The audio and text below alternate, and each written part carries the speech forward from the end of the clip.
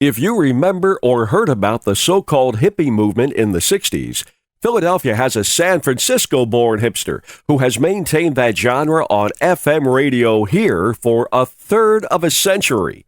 Who else but 93.3 FM WMMR's popular air personality, Pierre Robert? A child of the 1950s, William Pierre Robert is right out of hippie movie casting with his identifiable long shoulder-length hair and full beard. He is the station's most recognizable personality and is well known for addressing his listeners as citizens, as well as saying "great day" in the morning. Robert's career started in his hometown at 94.9 KSAN-FM, one of the country's first progressive rock stations. When the station changed formats, Robert moved to Philly. The big break came soon after, when a palm reader on South Street told him he would soon receive a significant letter. He went home to find the letter had arrived from WMMR, indicating there was an opening. Thus, his Philly career was launched, and he has been there ever since, holding many positions including mornings, overnights, and middays. Robert's Philly arrival was pure hippie. He drove here in his 1970s VW minivan called Minerva, but the van was in such sad shape the parking authority impounded it and crushed it in a junkyard. Later, he was presented with a 1972 Minerva to replace the original. Robert's music format has remained pretty much the same, and WMMR is still one of the few successful rock stations in the country. He also is seen at many of the city's concert scenes and small music clubs. Please welcome Pierre Robert into the Broadcast Pioneers Hall of Fame. Harvey was great. Great. So thanks so much to the folks who were kind enough to include me in this wonderful mix of people, and so many legendary names that are so great. I'm honored and a bit humbled by it. But I was thinking, if anyone had told me around 1978 or 79 in my state of California that I'm so proud of being from, that I would have spent more time by this point in my journey in the Keystone State than in the Garden State, I would have told them they had been smoking too much of that Northern California wacky weed, because I never thought that that was possible. And yet I've been at MMR. And my little claim to fame is I've been at one radio station, right about now is my anniversary, 34 years. So in my line of work, you guys know it, you know how difficult that is. MMR, that one station, has been on the air for 47 years, another amazing thing. And so it's just a wonderful thing when you think about this joy of radio and this intimacy. And Harvey touched on it, I think, in a great way, because it was brought home to me when driving the microbus they spoke of from San Francisco to Lake Tahoe. You get over the hill and there's a long stretch of Interstate 80 and it's flat. I mean, Minerva was a 4-cylinder engine and only went about 57 on a flat area. When she hit the Sierra Mountains, it was second gear, about 25, 26 miles an hour in the slowest lane. This is true. It's the car that came across the country, and she was a great, and by the way, it wasn't towed away because it was a problem. It was towed away because I had racked up thousands of dollars with the Philadelphia Parking Authority in tickets, and I didn't have the money to pay them. Anyway, I was driving on this straightaway through Sacramento, the capital of California, and there was this great radio station. Because Minerva was so slow, I had this awesome stereo in it until I got to Philly when it was promptly stolen. But I was on this straightaway, and I'm listening to this great music, and I'm jamming, and I'm going the sideways steering wheel, and all of a sudden I go, oh, there's that great station. I was listening to the station I always listen to, and you'd lose it as you'd head up to Tahoe. And I said, I'm going to stop, and I'm going to call in for a request. And so I got off the freeway, and I went to this large plexiglass square device that had a phone in it. It's called a phone booth. And to the younger students who are here, that was before cell phones. There was a time, and you're wondering, how did we live? And we don't know, but I put money, I called the operator, I got the number of the station, I called the station, I got the DJ, and I said, would you play a song? I loved what you've played so far. And he goes, what would you like to hear? And I said, don't laugh, or laugh if you want, Freebird. I wanted to hear Freebird by Leonard Skinner. He goes, well, okay, that's a good idea. And I said, but I want to hear the live version, which is 14 minutes long. And I said, and I'm almost out of range. Do you think it would be possible? He says, as they often do, I'll see what I can do. And I got a cup of coffee, got back in Minerva, continued on my journey, and I have only about 20 minutes before I'm losing the station, and he played it. And I'll never forget it. You know, that intimacy, that connection between a listener and the music and the radio that brought that music to that listener was me. And that's what I like to do to this day, to take care of those wonderful listeners who are a part of it.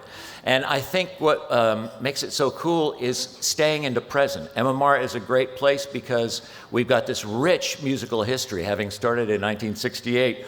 But now, we're still very much in the present. So we're like a living museum that plays newer stuff and plays older stuff.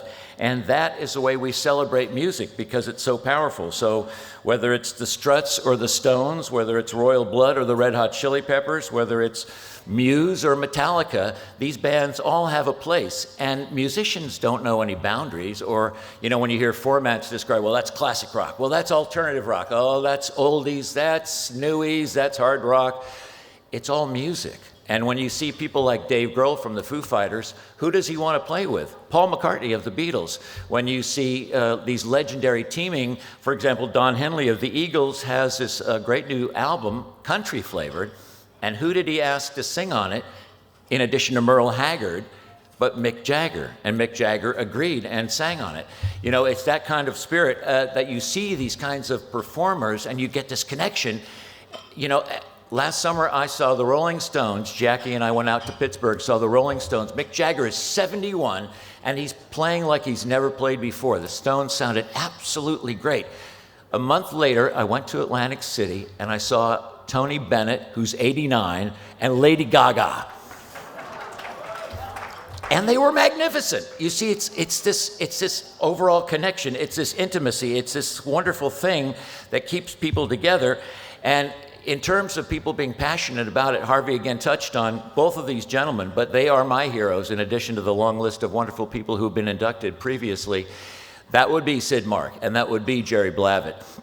Because they don't have to do this anymore, you know, but Sid Mark is on 100 radio stations celebrating Frank Sinatra all around the country, and every Sunday morning, it's Sundays with Sinatra, as Don mentioned earlier as well. And that program is magnificent, and there's no one like him. Why does he do it? Because he loves that music. Jerry Blavat loves that music. You can see him riding around town on his bicycle, or God forbid, the Geetermobile. I mean, you'll see him, but he's the greatest. He still does record hops.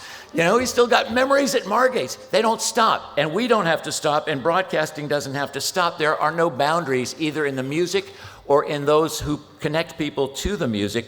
And the other part of the thing I would like to say is the intimate connection with those listeners who we serve. So they're so important to us because it's a blessing to be able to connect. A station like MMR, if you think about it, started in 1968. Kids that were in t-shirts and jeans at the time have gone on to become parents, grandparents. We have gotten to share by virtue of being friendly. See, he's already left. I've driven him away. I go on a bit. But we've been able to share by virtue of this intimate connection because that's what radio can be, personal and can be intimate and can connect. And we've been able to share people's lives. I've gotten calls from a funeral procession where people are coming back, could you play a song? And I try to do it. I've gotten songs from a delivery room where a new soul has entered the world. You know, I got that job, Pierre, checking in, I got that job, you know, I've been telling you about that job. I graduated, you know, I'm getting married, I'm getting divorced. I mean, all of those things that happen in the course of a life, this station, if you have a station like MMR and if you have personalities like we've had, you're able to connect with people. And my God, we've had personalities from the very first one, Dave Herman, into the great people like Ed Shockey and Michael Tierson, certainly John DeBella, who's been honored here before, and our current staff, which is legendary in and of themselves. Preston and Steve Jackson, who follows me, and Matt Cord in the evening, and Jackie Bam Bam, who is a very colorful character over in the corner. Everyone thinks he's a rock star. People come up to him and go, well, who are you with? I know you're famous, but I don't know who you are. What is it? It's live and it's local. It's caring about the community. I will just tout this fact because I'm so proud of the fact we're live 24 hours a day, where the tradition in broadcasting has been to not have an overnight person. If we didn't have an overnight person, I couldn't be here and have 34 years, because that's where I started. That wonderful world of people who keeps the world going when everybody else sleeps. They need a real person there. Stations and companies have cut that out to save money, or worse yet, they've brought in this horrible voice tracking. It takes you away from that intimacy. And so I'm really proud that MMR still maintains that intimacy. And the last thing I would say is getting back to that, thank you. And the last thing I would say is getting back to that guy who played that request for me. I might not be able to change the world, but I might be able to make somebody's day. Harvey touched on this as well. Maybe somebody's having a rough day. Maybe I can play a song or send something out to them and lift them up or give them hope to carry on to another day. That's the power of radio. That's the intimacy of radio, and I believe that is still my job in present time right now. Thank you very much.